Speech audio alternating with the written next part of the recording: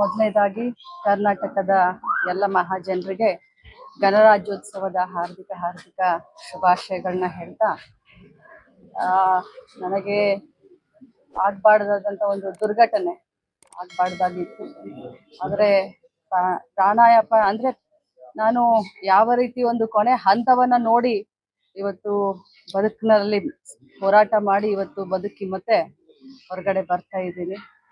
ಇದಕ್ಕೆಲ್ಲ ನಮ್ಮ ಹಿರಿಯರ ಒಂದು ಆಶೀರ್ವಾದ, ನಮ್ಮ ತಂದೆ ತಾಯಿಗಳ ಆಶೀರ್ವಾದ, ಮತ್ತು ನಾನು ಈ ಸಂದರ್ಭದಲ್ಲಿ ಬಹಳಷ್ಟು ಜನರಿಗೆ ನಾನು ಧನ್ಯವಾದವನ್ನ ಹೇಳಲಿಕ್ಕೆ ಬಯಸ್ತೇನೆ. ಯಾಕಂದ್ರೆ ಇಂಥ ಒಂದು ಜೀವನದ ಒಂದು ಹೋರಾಟದ ಸಂದರ್ಭದಲ್ಲಿ ರಾಜ್ಯದ ಎಲ್ಲ ಮಠಮಾನ್ಯರು, ಮಠಾಧೀಶರು, ಪೂಜ್ಯರು ನನಗೆ ಬಂದು ಶೀಘ್ರ ಗುಣಮುಖ ಆಗಲಿ ಅಂತ ಹೇಳಿ ನನಗೆ ಆಶೀರ್ವಾದ ಮಾಡಿದ್ದು ನನಗೆ ಬಹಳಷ್ಟು ಶಕ್ತಿಯನ್ನು ಮತ್ತು ಧೈರ್ಯವನ್ನು ತಂದುಕೊಟ್ಟಿತು.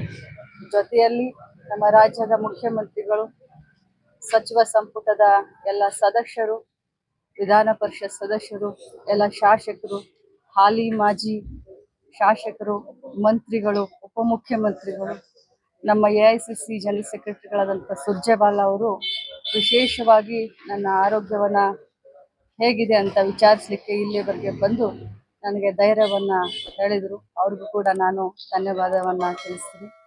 ಜೊತೆಯಲ್ಲಿ ನನ್ನ ಪುಣ್ಯವೋ ಏನೋ ಗೊತ್ತಿಲ್ಲ, ರವಿ ಪಾಟೀಲ್ ಅವರು, ವಿಜಯ ಹಾಸ್ಪಿಟಲ್ನ ಎಲ್ಲ ಡಾಕ್ಟರ್ಗಳಾಗಿರ್ಬೋದು, ಸಿಬ್ಬಂದಿಗಳಾಗಿರ್ಬೋದು, ನನಗೆ ಒಂದು ಕ್ಷಣ ಕೂಡ ಇಂಥ ಒಂದು ದೊಡ್ಡ ಅಪಘಾತ ಆಗಿದೆ, ಇಂಥ ಒಂದು ಇಂಜುರಿ ಆಗಿದೆ ಅನ್ನೋದನ್ನ ನನಗೆ ಒಂದು ಕ್ಷಣಕ್ಕೂ ಕೂಡ ಡಾಕ್ಟರ್ ಎಲ್ಲಿದ್ದಾರೆ, ಒಂದು ಕ್ಷಣಕ್ಕೂ ಕೂಡ ನನಗೆ ಆ ಒಂದು ಭಾವನೆಯನ್ನು ತರಲಿಲ್ಲ. ನನಗೆ ಕ್ಷಣದಲ್ಲೂ ನನಗೆ ಧೈರ್ಯವನ್ನು ತುಂಬಿದ್ರು. ಅವರೆಲ್ಲ ಸಿಬ್ಬಂದಿಗಳು, ಎಲ್ಲ ವೈದ್ಯರ ತಂಡಕ್ಕೆ ನಾನು ನಿಜವಾಗ್ಲೂ ಧನ್ಯವಾದವನ್ನು ಅರ್ಪಿಸಲಿಕ್ಕೆ ಬಯಸ್ತೀನಿ. ಕ್ಷೇತ್ರದ ಎಲ್ಲ ನನ್ನ ಗುರು ಹಿರಿಯರು, ಮತದಾರರ ಬಾಂಧವರು ಪ್ರತಿನಿತ್ಯ ಪೂಜೆಯನ್ನು ಮಾಡಿ ನನ್ನ ಒಂದು ಆರೋಗ್ಯ ಬೇಗ ಸುಧಾರಣೆ ಆಗಲಿ ಅಂತ ಏನು ಬೇಡ್ಕೊಂಡ್ರು, ನನ್ನ ಭಾಗ್ಯನ ಏನೋ ಬೆಳಗಾವಿ ಗ್ರಾಮೀಣ ಕ್ಷೇತ್ರದ ಎಲ್ಲ ಜನರಿಗೆ, ಜಿಲ್ಲೆಯ ಜನರಿಗೆ, ರಾಜ್ಯದ ಜನರಿಗೆ ನಾನು ಧನ್ಯವಾದ ಹೇಳ್ತೀನಿ. ಜೊತೆಯಲ್ಲಿ ನನ್ನ ಕುಟುಂಬ, ನನ್ನ ತಾಯಿ, ತಮ್ಮ, ನನ್ನ ಸೊಸೆ, ನನ್ನ ಮಗ, ಅಕ್ಕ ತಂಗಿಯರು, ಎಲ್ಲ ಮಾವಂದಿರು ಬೆನ್ನಿಗೆ ನಿಂತು ಧೈರ್ಯ ಕೊಟ್ಟರು. ಜೊತೆಯಲ್ಲಿ ತಮ್ಮೆಲ್ಲರ ಸಹಕಾರ ಕೂಡ ನನಗೆ ಸ್ಫೂರ್ತಿ ಆಯಿತು ಅಂತ ಹೇಳ್ತೀನಿ. ಖಂಡಿತವಾಗ್ಲೂ ಆ ಕ್ಷಣ ಪುನರ್ಜನ್ಮ ಅನ್ಸುತ್ತೆ. ನನಗೆ ಡಾಕ್ಟರ್ ಎಷ್ಟು ದಿನ ಹೇಳ್ತಾರೋ ಅಷ್ಟು ದಿನ ರೆಸ್ಟ್ ತಗೊಳ್ಳೋಕೆ ಮನಸ್ಸಿದ್ರು ಕೂಡ ಜವಾಬ್ದಾರಿ ಬಹಳ ಇದೆ. ಮಾರ್ಚ್ನಲ್ಲಿ ನಾವು ಬಜೆಟನ್ನು ಮಂಡನೆ ಮಾಡಬೇಕು. ರಾಜ್ಯದಲ್ಲಿ ಮಹಿಳಾ ಮಕ್ಕಳ ಕಲ್ಯಾಣ ಇಲಾಖೆ ಬಹಳ ಒಳ್ಳೆ ರೀತಿಯಿಂದ ಕೆಲಸ ಮಾಡ್ತಾ ಇದೆ. ಈಗಾಗಲೇ ನಾನು ವಿಡಿಯೋ ಕಾನ್ಫರೆನ್ಸ್ ಮೂಲಕ ನಾನು ಕೆಲಸ ಮಾಡ್ತಾ ಇದ್ದೀನಿ. ಅವರು ನನಗೆ ಇದಾದ್ಮೇಲೆ 2 ವಾರ 3 ವಾರ ನನಗೆ ರೆಸ್ಟ್ ಅಂತ ಹೇಳ್ತಾ ಇದ್ದಾರೆ. ನೋಡೋಣ ಎಷ್ಟು ದಿನ ಆಗುತ್ತೋ ಅಷ್ಟು ದಿನ. ಮೇಡಮ್, ಈಗ ನಿಮ್ಮ ಅಪಘಾತದ ಮೇಲೆ ಸಾಕಷ್ಟು ಸಂಶಯಗಳನ್ನ ವ್ಯಕ್ತಪಡಿಸಿದ್ರು, ಅಂತವ್ರಿಗೆ ಏನು ಹೇಳ್ತಾರೆ? ನಾನಂತವ್ರಿಗೇನು ಹೇಳಲಿಕ್ಕೆ ಬರೋದಿಲ್ಲ. ಸ್ಟೋನ್ ಹಾರ್ಟೆಡ್ ಅಂತ ಹೇಳ್ಬೋದು, ಅಥವಾ ಹಾರ್ಟ್ಲೆಸ್ ಪೀಪಲ್ ಅಂತ ಹೇಳ್ಬೋದು. ಸಾವುನಲ್ಲೂ ರಾಜಕಾರಣ ಮಾಡುವಂಥವ್ರಿಗೆ ಉತ್ತರ ಕೊಡುವಂತ ಅವಶ್ಯಕತೆ ನನಗಿಲ್ಲ.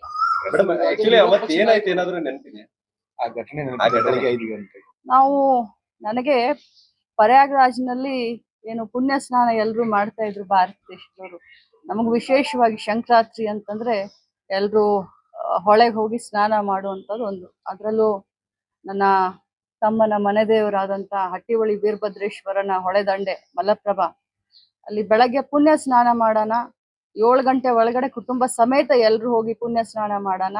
ಯಾಕಂದ್ರೆ 7 ಗಂಟೆ ನಂತರ ಆದ್ರೆ ಜನ ಎಲ್ಲ ಸೇರ್ತಾರೆ, ನೀರು ಒಂದ್ ಸ್ವಲ್ಪ ಕಲಕಾಗ್ತಾವ ಅಂತ ಹೇಳಿ ನಾವು ರಾತ್ರಿ 10ವರೆಗೆ ನಾವು ಡಿಸೈಡ್ ಮಾಡಿ ನಾವು ಬರೋಕೆ ಹೋದ್ವಿ.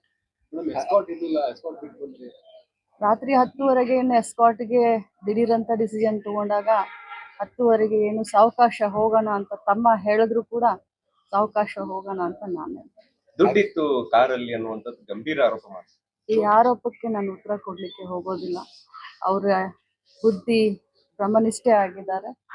ಬುದ್ಧಿ ಎಲ್ಲೋ ಪಾಪ ಹುಡುಕ್ಬೇಕಾಗಿದೆ. ಯಾಕಂತಂದ್ರೆ ಇಂಥ ಒಂದು ಕ್ಷುಲ್ಲಕ ಆರೋಪಕ್ಕೆ, ಅದು ಕೂಡ ಈ ಒಂದು ಸಾವು ಬದುಕಿನ ಹೋರಾಟದಲ್ಲಿ ನಾನು ಎದ್ದು ಬಂದಿದ್ದೀನಿ. ಸೊ ಇಂಥ ಎಲ್ಲ ಆರೋಪಕ್ಕೆ ಇದು ತಕ್ಕ ಸಮಯ.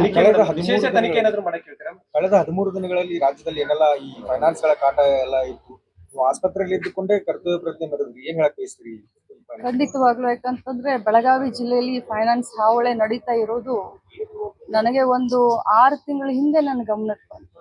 ನನ್ನ ಗಮನಕ್ಕೆ ಬಂದಾಗ ನಾನು ಬೆಳಗಾವಿಯ ಕಮಿಷನರ್ಗೆ, ACPಗೆ, DCPಗೆ, ನನ್ನ ಕ್ಷೇತ್ರದ 4 ಜನ CPIಗಳಿಗೆ ನಾನು ಕರೆಸಿ ಮೀಟಿಂಗ್ ಮಾಡಿ ಈ ರೀತಿ ನನ್ನ ಕ್ಷೇತ್ರದಲ್ಲಿ ಮತ್ತು ಜಾಸ್ತಿ ಆಗಿದ್ದು ಯಮಕನಮಡಿ ಕ್ಷೇತ್ರದಲ್ಲಿ ಈ ರೀತಿ ನನ್ನ ಗಮನಕ್ಕೆ ಬಂದಿದೆ, ಇದನ್ನ ನೋಡಿ ಅಂತ ನಾನು ಅವತ್ತನೇ ಅವ್ರಿಗೆ ಲಿಖಿತವಾಗ್ಲೂ ಕಂಪ್ಲೇಂಟ್ ಕೊಟ್ಟೆ, ಅವ್ರಿಗೂ ಹೇಳಿದೆ.